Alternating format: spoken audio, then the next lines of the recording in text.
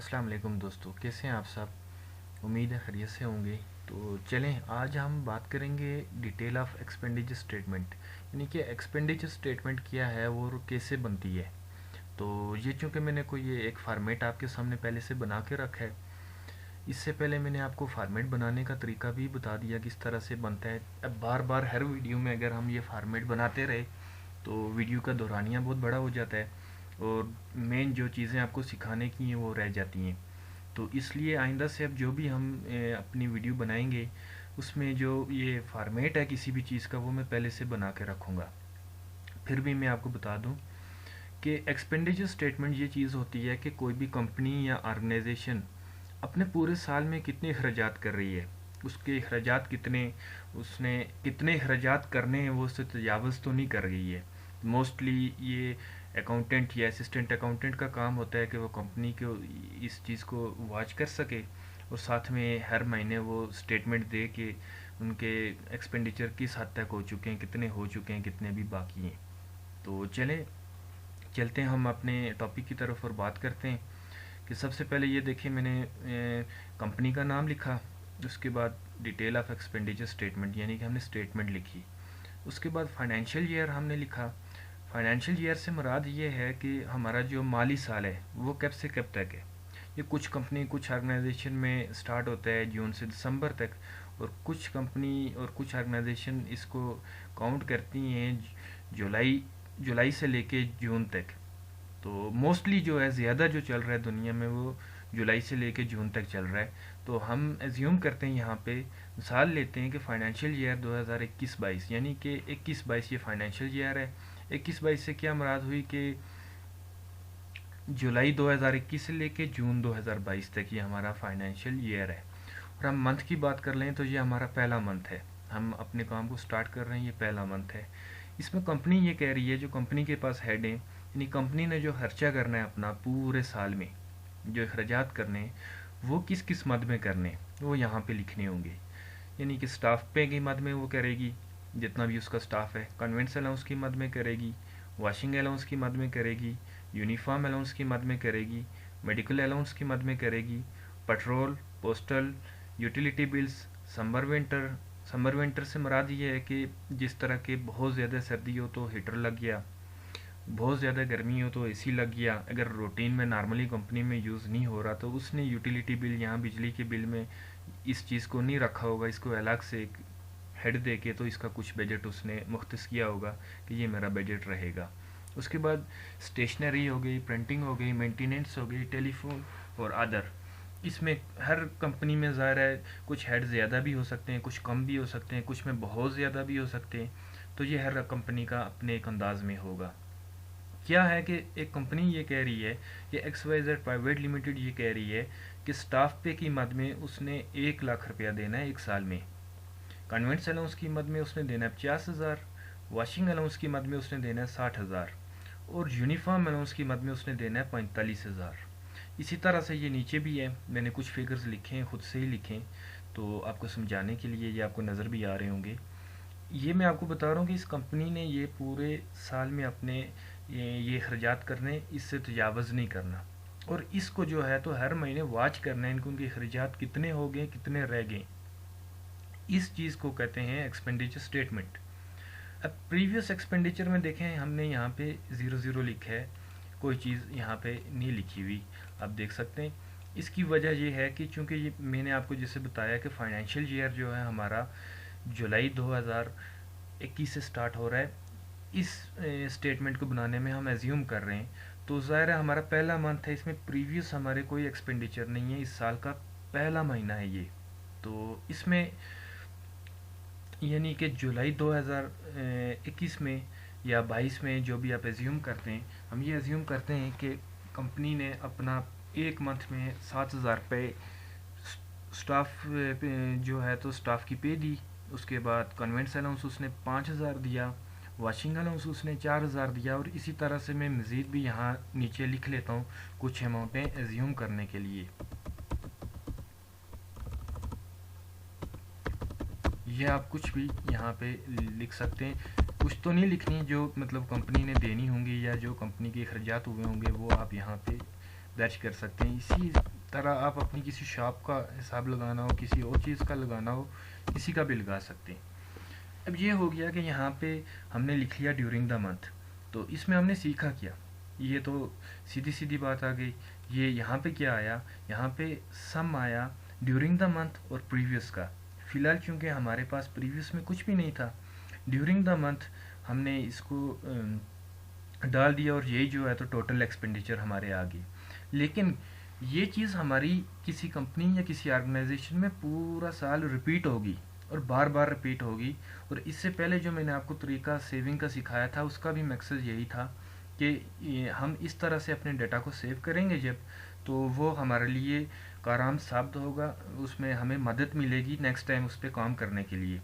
अब ये हमने जुलाई का आप समझ लें कि एक्सपेंडिचर स्टेटमेंट बनाई और इसको हमने सेव कर लिया।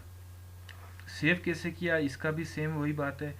यहाँ फाइल पे आए, सेव एज पे आए, सेव एज पे आए और यहाँ पे हमने लिख लिया यही एक्सपेंडिचर या इनकम एक्सपेंडिचर, ये हाल ही एक्सपेंडिचर लिख लिया, एक्सपेंडिचर 2000 जुलाई 2021 या 22 जो भी है।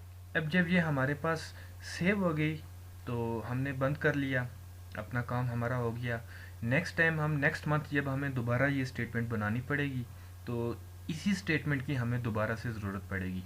मैं आपको बताता हूँ किस तरह से। एक्सपेंडिचर जुलाई 2021 ये स्टेटमेंट हमने सेव की, हम इसको दोबारा से ओपन करेंगे। तो ओपन कर लेने के बाद हमने इस पे फ़िलहाल कोई काम नहीं करना, क्योंकि ये हमारी जुलाई 2021 की स्टेटमेंट है, ये हमारे पास रिकॉर्ड रहेगी। हमने काम तो करना है लेकिन इस पे कोई नहीं करना। हम फाइल पे जाएंगे, सेव एज पे जाएंगे और दोबारा से इसको जुलाई है तो यहाँ पे अगस्त कर देंगे। बस हमने इतना काम करना है और इसको वापस क्लोज कर देना है। हमने इसको क्यों क्लोज कर देना है, क्योंकि ये हमारी 7वें महीने की ओरिजिनल स्टेटमेंट है, ये हमें ज़रूरत पड़ सकती है बार बार, इसलिए हम इसके साथ नहीं छेड़ेंगे। हमने इसको सेव एज किया और इसको वापस हम यहाँ से जाके क्लोज कर देंगे। दोबारा आए, जो हमने सेव की थी अगस्त 2021, हम इसको ओपन करेंगे जी। ये देखें, ये हमारी ओपन हो गई। ये हमारी इस मंथ की स्टेटमेंट है और इसमें हमने क्या करना है कि हम इसमें प्रीवियस एक्सपेंडिचर डालेंगे।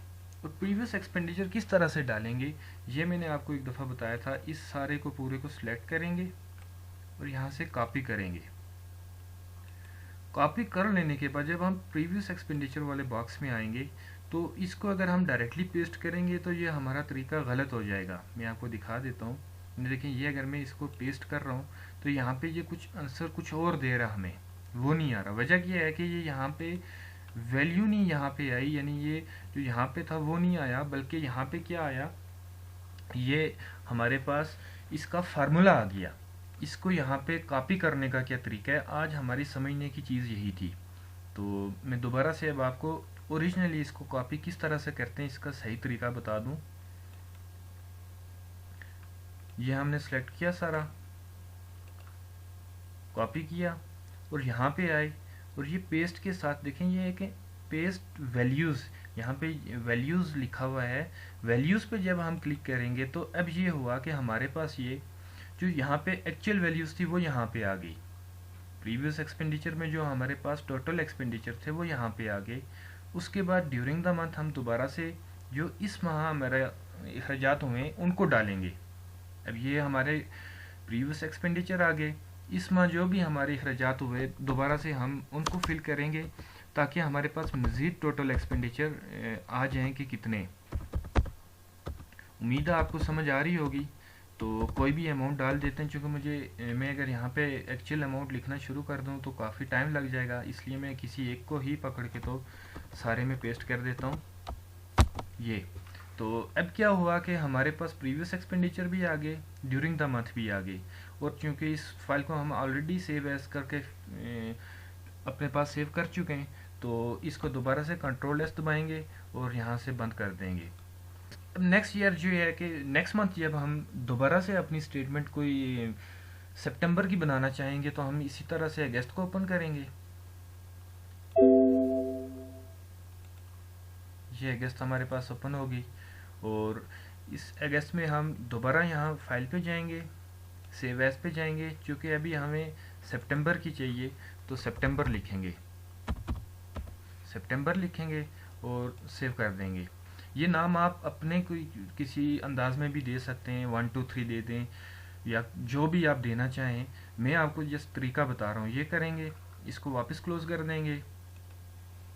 देखिए यहाँ पे हमारे पास सितंबर की आ गई, दोबारा से सितंबर ओपन किया,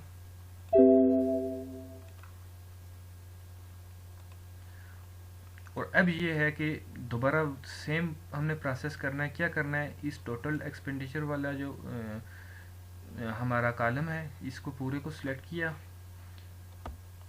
कंट्रोल सी, ये प्रीवियस एक्सपेंडिचर पे आए और ये पेस्ट जो वैल्यू है पेस्ट के साथ, यानी पेस्ट पे आके तो साथ में ये एक वैल्यू का ऑप्शन आएगा, इसको हमने किया, ये वो हमारा टोटल एक्सपेंडिचर यहाँ पे आ गए।